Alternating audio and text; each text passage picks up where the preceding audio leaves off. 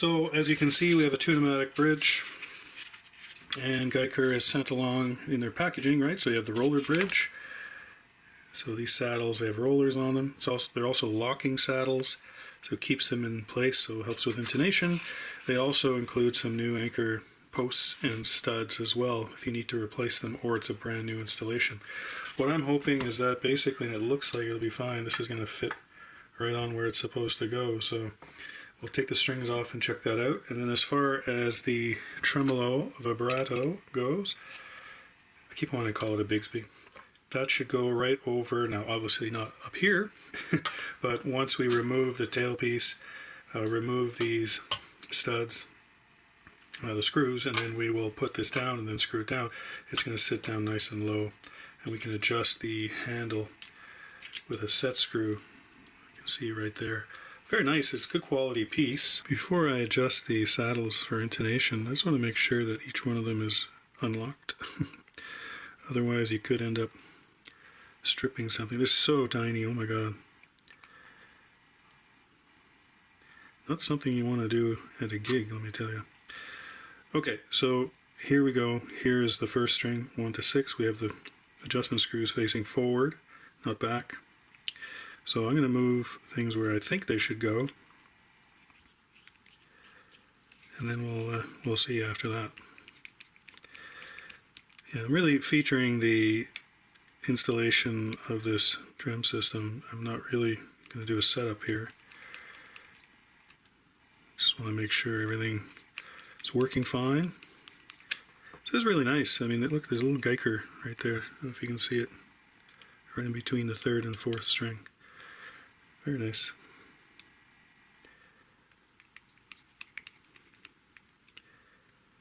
Alright, so again, just approximating what I think the intonation should be. And then once I do a setup on this guitar, of course I'll lock it in place. Okay, so that's better. So if I turn it around so you can see, so first string up high, and then we bring back the 2nd and 3rd, and then we move the 4th string up again and bring back the 5th and 6th. That's sort of a standard intonation. Leave it there, put away this stuff. Don't want to lose this tiny little Allen key. Well, this looks pretty easy.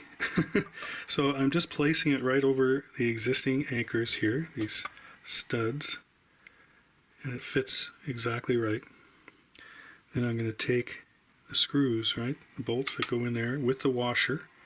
So I put the washer on so that the washer is actually what contacts the plate.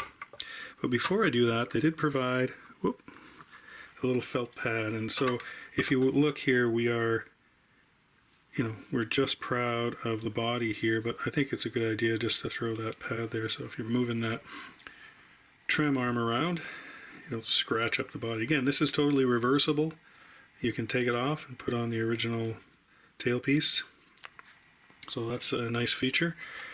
Doesn't do anything to the guitar, so I'm just going to put that, just going to center that just so it's not visible really when you're looking at it from the side. Okay, that's good. Push down. Nice, so that shouldn't cause any issues. Okay, we're going to place that in. I'm going to get one bolt in. Start that.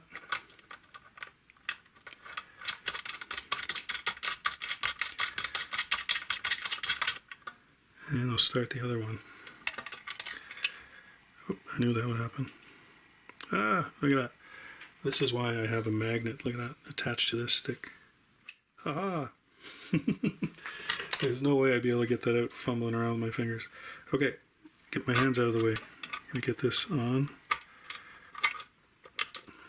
Again, it's harder to do when I'm trying to be aware of the camera.